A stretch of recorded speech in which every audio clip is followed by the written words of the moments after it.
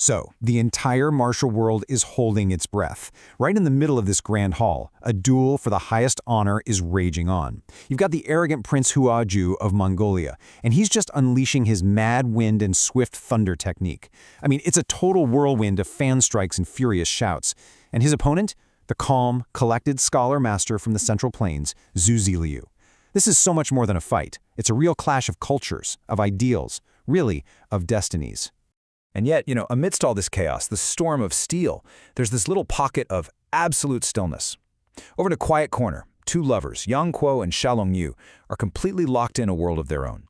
For them, the clang of weapons, the roar of the crowd, it's all just a distant hum. Xiaolongnu?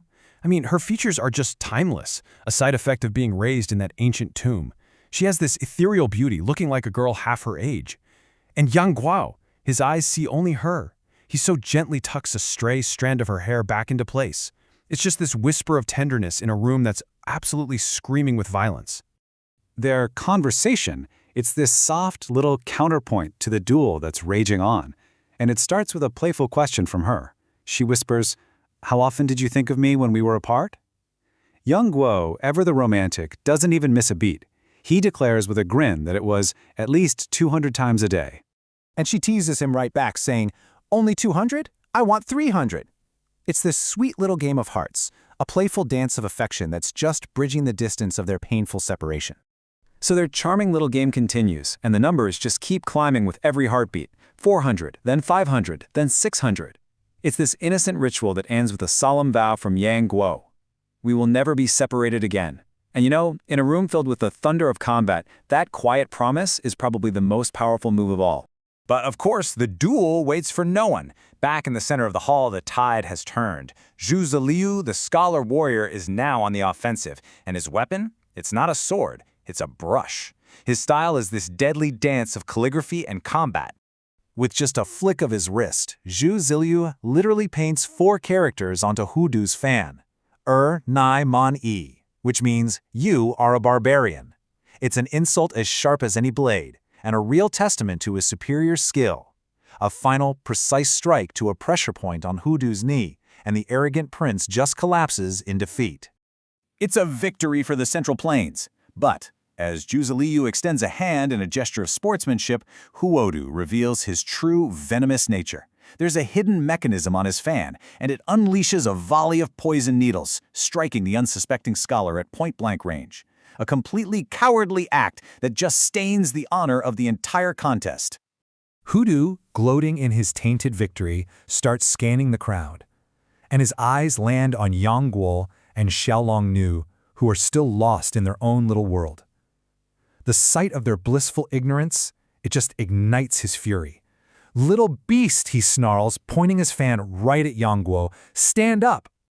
Oh, but he has definitely chosen the wrong target. Guo, his wit as sharp as any sword, meets the insult with this cool smile. He asks innocently, "Who is the little beast scolding?" The slow-witted Hudu falls right into the trap. "The little beast is scolding you," he bellows. "Exactly," Guo retorts, a triumphant grin spreading across his face. "The little beast is scolding me." And the whole hall just erupts in laughter, leaving Hudu's face burning with humiliation. But Guo's revenge is not quite done yet. With a mischievous glint in his eye, he uses the legendary dog-beating staff technique. A quick flick of his wrist, and the arrogant prince is sent sprawling. Then, a playful poke to the backside just adds insult to injury. And then, with the entire hall watching, Guo issues a formal challenge, not for himself, but on behalf of his master, demanding a new 3-match contest. So the duel is on, but as Guo is wielding the borrowed dog-beating staff, a thought strikes him. This isn't his style. This isn't his master's way. To truly honor Xiaolongnu, he has to fight with the skills she gave him. So he casts the staff aside and prepares to unleash the elegant and deadly Jade Maiden Swordplay. Guo's new strategy is a total masterclass in psychological warfare. "Hidden weapon!" he cries, and Hudu flinches, dodging a threat that isn't even there. He does it again and again. Hudu frantically dodges. The third time, Hudu's patience is just worn thin, and he ignores the warning.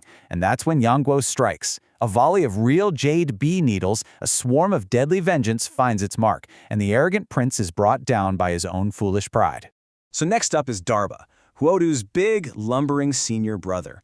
Yang Guo, ever the trickster, greets him in perfect Mongolian, spinning this wild tale of reincarnation that leaves the simple-minded monk utterly bewildered. Then, at the suggestion of the brilliant Huang Rong, Yang Guo unleashes a truly terrifying technique, the soul-shifting great method.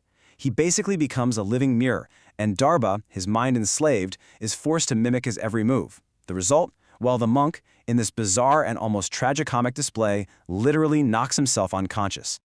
2 disciples, 2 public humiliations. The Golden Wheel monk has seen enough. He rises, his legendary calm is completely shattered, and his eyes, burning with this cold fire, lock onto not Yang Guo, but the one he claims as his master, the seemingly delicate Xiaolongnu. I mean, the contrast between them could not be more stark. You have him with his massive, crushing golden wheel, and then her with a delicate silk ribbon, barely a weapon at all. It is a duel of pure, brute force against ethereal grace, a true clash of titans. With a roar of frustration, the monk unleashes his signature move. The golden wheel becomes a deadly, spinning discus, hurtling through the air. Xiaolongnu, just a blur of white, evades the initial attack, but the monk, with a subtle flick of his wrist, sends the wheel spiraling back, cutting off her escape. She's trapped, with death closing in from all sides. But she is not alone. At the very last possible second, younger Guo, with a desperate cry, leaps into the path of the spinning wheel, wielding Darba's golden pestle like a makeshift shield. He saves her, but the impact sends him crashing to the ground. And as the enraged monk moves in for the kill, a new challenger enters the fray. The legendary hero Guo Jing, a force of nature in his own right, intercepts the monk's attack, and the very air just crackles with the force of their collision. It's a silent but devastating palm strike. Guo Jing, with the grace of a seasoned master, stumbles back, dispersing the force of the blow. The monk, he stands his ground, a statue of defiance, but there's a flicker of pain in his eyes that betrays the truth. He's been wounded, and his pride right along with him.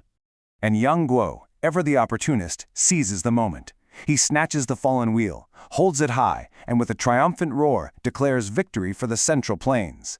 The monk, his voice literally stolen by the force of Guo Jing's blow, can only watch in silent, impotent rage. Defeated, not by a lack of skill, but by a perfect storm of trickery and circumstance, the Golden Wheel monk knows this just isn't his day. His parting words, a classic promise of vengeance, hang in the air. As he and his followers retreat, the question of who is truly the strongest, well, it remains unanswered. But one thing is crystal clear. In the world of martial arts, a clever mind can be a more devastating weapon than any sword. And pride, well, pride can be the most fatal poison of all.